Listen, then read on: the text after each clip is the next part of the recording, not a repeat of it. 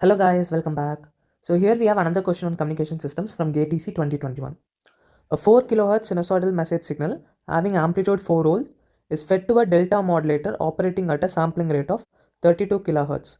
The minimum step size required to avoid slope overload noise and DM rounded off to 2 decimal places is dash volts. So before answering this, we need to know what is delta modulator, right? Or in other words, we need to know what is a delta modulation. So it is again a type of technique where you convert your analog to digital form. Okay, it is a type of analog to digital converter, and we already know one type, right? So if you have analog waveform, one type is to sample these at different points, right? Determine a step size of delta, have different level, different thresholds in the comparator, right? Have some n number of or 2 power n number of comparators, and depending on their output you assign the value of 0000 for 4 bit. It will be all the way to 1111, right? For 8 bit you will have 8 bit from ranging from all zeros to all ones. And to transmit it, you can also choose to transmit this as a in a pulse coded modulation form. So 0001 you will transmit as like this, right? And 1111 will be like this, all ones,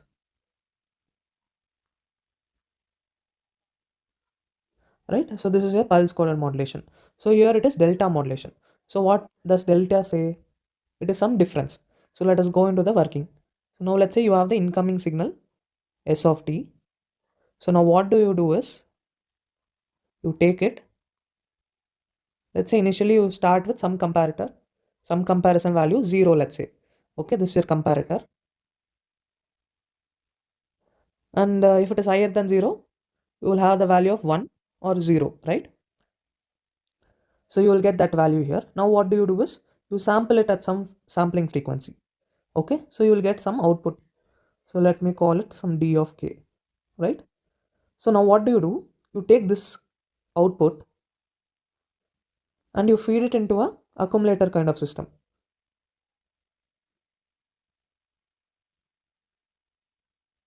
Okay, accumulator is nothing but a digital integrator, right?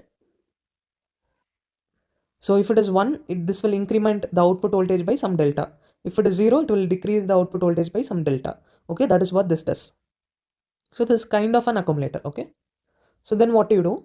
You compare this voltage level now with your incoming signal. So you take the difference and use it for your next comparison, right? This way what you're doing is, I'll plot what you're doing. So let me call this as some SA of t. Okay, so let's say our input signal is something like this. Okay, so this is S of t. Now how will SA of t look like? So initially it is starting from 0, let's say. So now it will compare this with this at TS, right? The sampling frequency. So what it will do, it will see that this S of t is still higher. So what it will do, it will come back and it will increment it by some delta. Now again it compares.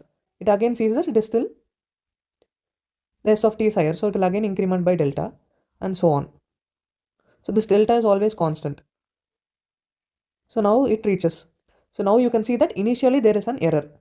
So this we can call it as threshold error. Or we can call this as initial settling error, right? Initial settling error. So now it is settled.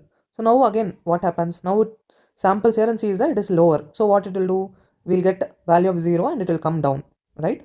At the same time what is also happening is your d of k, initially it is 1 1 1, it is getting sampled 1, and here it becomes 0. So we can represent as -1 or 0 itself, no problem. So here again what happens, here again it compares and you can see that it becomes 0. So this way it goes down, right? Goes down, and all this way it is all deltas, right? Again here what it happens, here it still sees that and it goes down, right? And it goes up again. So this way it does. Okay, and correspondingly you will get your output d of k. Now with this d of k, you're transmitting d of k and you want to get this signal. What you do, you pass this d of k through an integrator, again an accumulator. So again at the output you will get some step kind of response. Then what do, you pass it through a low pass filter. So then you will get your smooth waveform. Okay, so this is how your delta modulation works. But this has few problems. One problem is the step size is always fixed. So what it means, let's say if this is your input and suddenly let's say your input changes very quickly, then what happens? So until here it is able to track with delta, but after this what happens? It tries to track it, but it couldn't track, right? This kind of error happens. So this error is called as slope overload error, because the slope of m of t or s of t is very high.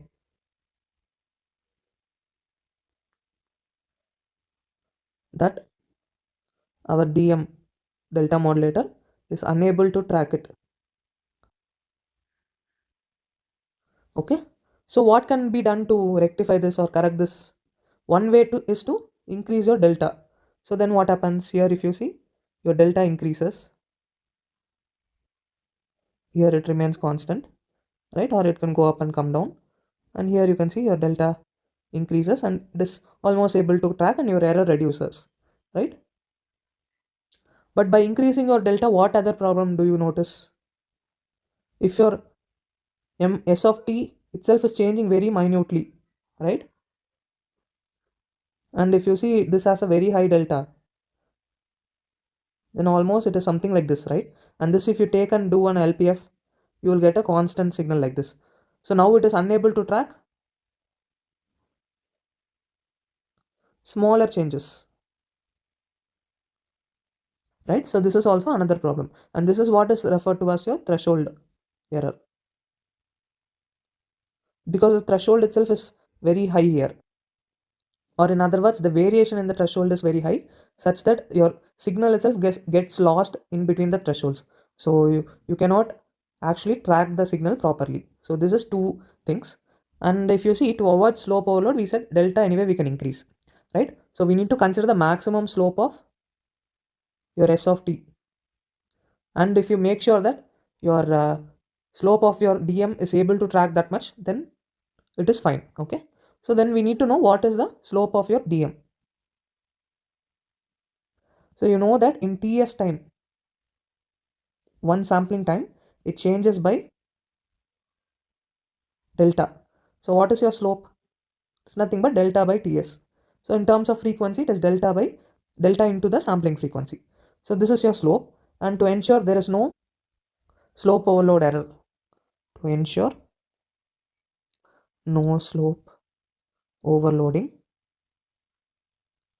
your delta fs should be less than your signal slope, right? Maximum of your signal slope at all values. Okay, so now what is the signal here? It is a 4 kilohertz sinusoidal message signal. So s of t, you can take it as some a sine omega t, such that your f 2 pi f, in that f is equal to 4 kilohertz, and your amplitude is 4 volts. So your a is nothing but 4 here. So what is your s dot of t? It is 4 into omega into cos omega t. And what is your maximum of s dot of t, or modulus of s dot of t? Is 4 omega, because cos omega t maximum is 1. So 4 omega is nothing but 4 into 2 pi f, which is equal to 8 pi into 4 kilohertz. Okay, and what is your fs given? And fs, if you always notice, to properly track the signal, it should have a higher sampling rate than the Nyquist of the signal itself. So we're always over sampling it, right? So in that case, it is given as 32 kilohertz. So fs is 32 kilohertz. So then what do you have? Your 8 pi into 4 kilohertz should be less than, delta is what we need to find, into 32 kilohertz. So this becomes 8 times. So 8 cancels. So delta should be greater than pi. So your minimum step size should be equal to pi, which is 3.14. So this is your answer. So the minimum step size is what they have asked, and this is equal to 3.14.